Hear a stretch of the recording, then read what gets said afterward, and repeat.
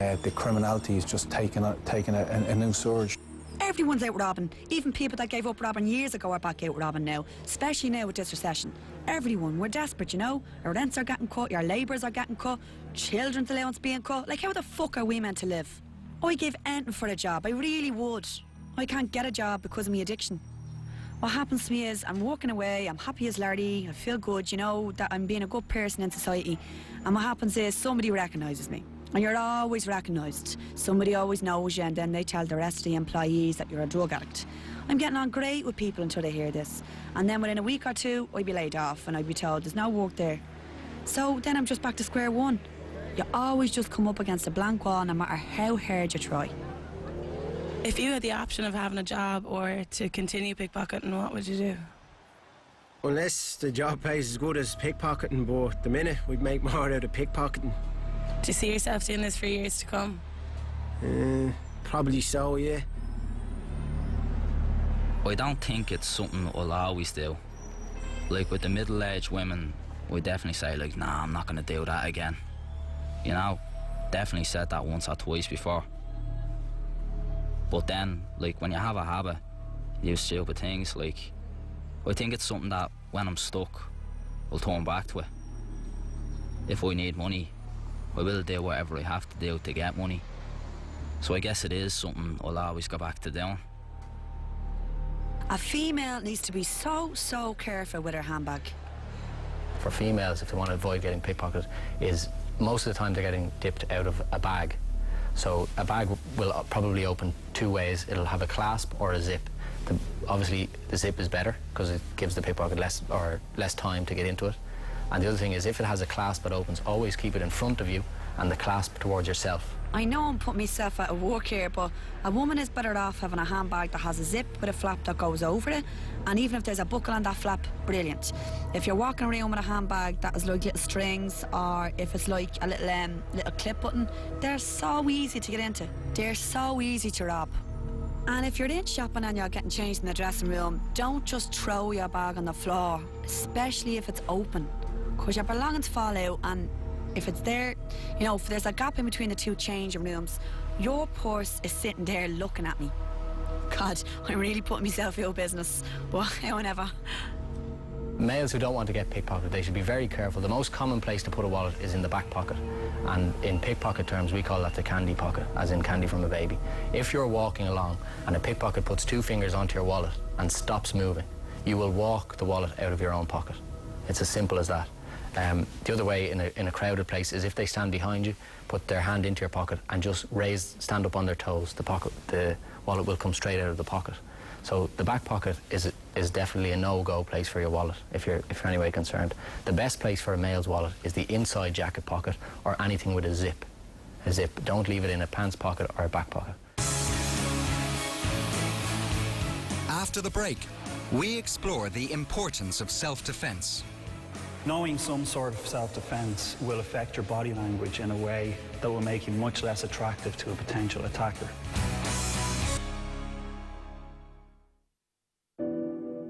Derek Nally has been offering a support service for victims of crime in Ireland since 1983. In 2005, he set up the Federation for Victim Assistance with Mairead Fernan. Before 1983, when we established victim support, there was no assistance or help for victims other than to be witnesses in court when a crime was perpetrated. We found that there was a huge lack of support services for victims of crime in Ireland. We formed the Federation for Victim Assistance in April of 2005. The Federation has grown considerably since it started. What we do is we offer emotional and practical assistance to all victims of crime. Hi Emma, I'm Alicia. I'm from Federation of Victim Assistance. That's my ID. Hi. How are you? Hi. And I'm Deborah, Isha's colleague. Hi. Lovely to meet you. Come on in. We would have had about 115 assaults last year, and that's quite a high number in relation to our overall figures. From the point of victims of street crimes, for example, mugging and handbag snatching and things like this, we'd have quite a number of victims would be either referred to us or would refer themselves on. That can be reasonably traumatic, being attacked in the street and your handbag pulled from you and maybe knocked down and dragged along if you decided to hold on to your bag while the assault was taking place. Our volunteers talk through what has actually happened to them, and victims tell us that this helps them. You hear the story and then you listen. We're not there for ourselves, we're there for the victim. And the victim wants to talk and talk about it. So it's crucial that our people listen to them. So I hear you had a little bit of problem with a crime lately. I was getting off the bus, I was just going to meet my friend. I took a shortcut through one of the streets in town. Literally out of nowhere, two men, they just started demanding money. One grabbed me from the side and pushed me up against the wall, and I froze. I didn't know what to do. They're quite fearful. They're certainly afraid of going out without having somebody with them for quite a long time afterwards. They feel embarrassed by it because quite a lot of them would feel guilty that it has happened, even though in most cases it would be unprovoked. And they are generally very shattered after it, and sometimes quite injured. I had no scratches or scars or anything. It's just more mentally. I won't go anywhere on my own, and I don't feel like I'm as confident I was at all. I don't think I can trust really anyone. It made me very nervous as a person, which is completely different to what I was before the attack.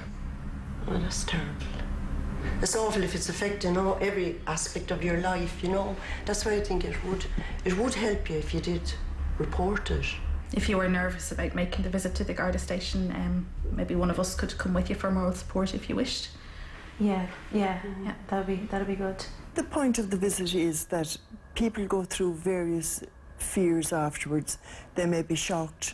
Quite a lot of victims feel they're actually okay, and then they find maybe 6 months down the road that they don't feel as comfortable in themselves, or they don't feel as assured as they did initially. So it's really emotional support, a shoulder to cry on, more or less, and which a lot of people find very good. They find it a certain relief in getting it off their chest and things like this.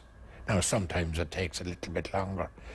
Our visitors will have to maybe go 2 or 3 times over the space of a few months, but normally one visit would do. We can leave those with you for now, and I guess if you have a little think about what you'd like to do next, and if you would like us to support you in any way in the next steps, just give that number a call and we'd be happy to come and see it again. Trained martial arts expert Paul Duffy specialises in Krav Maga.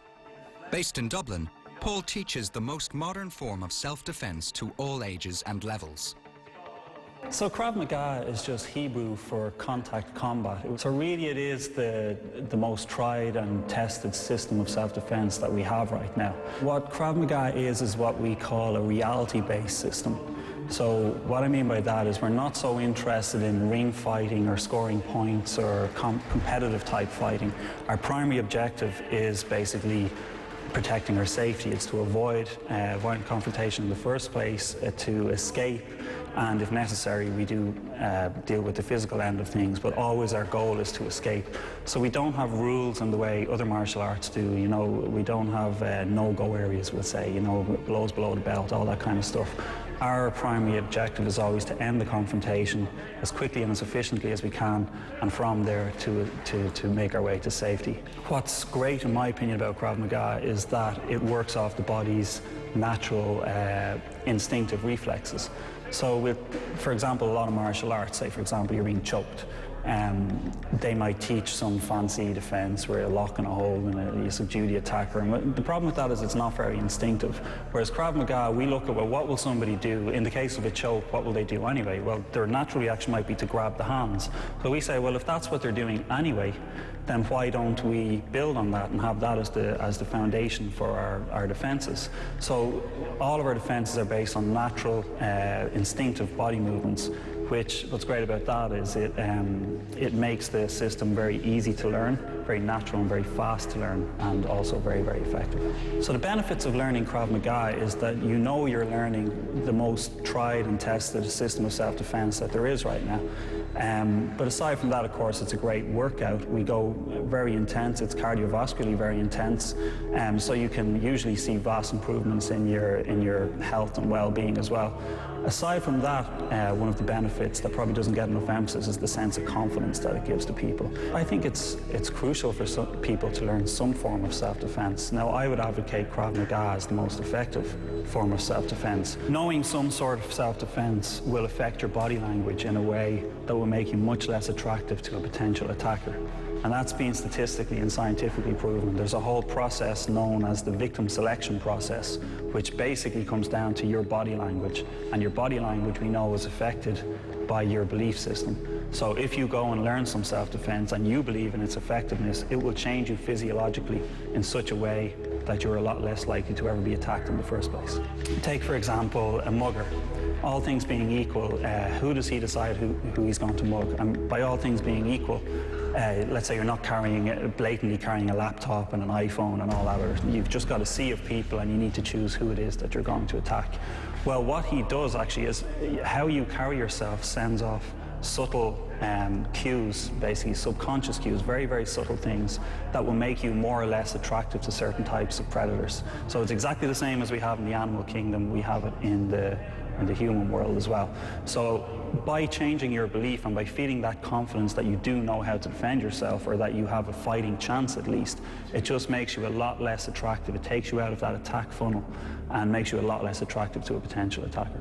So learning some sort of self-defense, really, as long as you believe in its effectiveness, often you might think you've never had to use it, but it has actually benefited you in ways that you didn't realize. To me, it's just a responsible thing for any law-abiding citizen to do. So, for example, you get a lot of people who invest their time and their energy into learning how to swim, and it's not because they believe they're going to drown, it's just because they want to be prepared in the off chance that something goes wrong while they're at sea. But what I find strange is that not so many people are willing to invest that energy into learning how to protect themselves or learning what to do if something goes wrong on land, which is where they actually spend most of their time. So the majority of our students come here, maybe have never been a victim of assault, but they recognize that it's a potential threat, and they're just taking responsibility for themselves to make sure that they'll have a fighting chance. So a very common type of attack that a female might find herself in is a guy basically coming up from behind her, grabbing her from behind and pinning her arms. Maybe he'll try to lift her up, carry her off, or take her somewhere.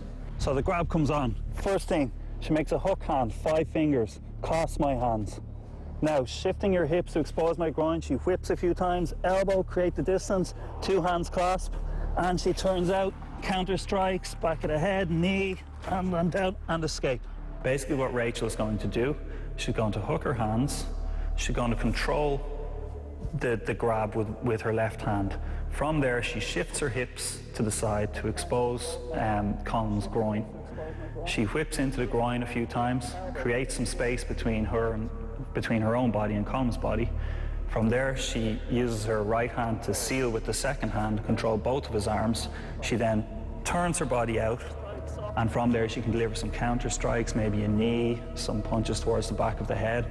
She pushes Colin away and she makes her escape. The kind of attack that you find yourself in is going to vary depending on the kind of attacker, the kind of situation you're in, the kind of environment. You could be in a bar, you could be in the street, in your home, and so forth. You could be with somebody, a child, for example, that limits your ability to escape. So what we do in our classes is we drill all of these different scenarios so that you can become familiar with them. So for that reason, I strongly advise people to take regular Krav Maga, regular self-defense classes. The perpetrators from tonight's program may have provided us with reasons for their actions, but these reasons cannot be justified in the eyes of the law and the people they attack. Although the occurrences of street crime are often unprovoked, if we are more aware of the perpetrators' existence in public places, we may limit their success stories.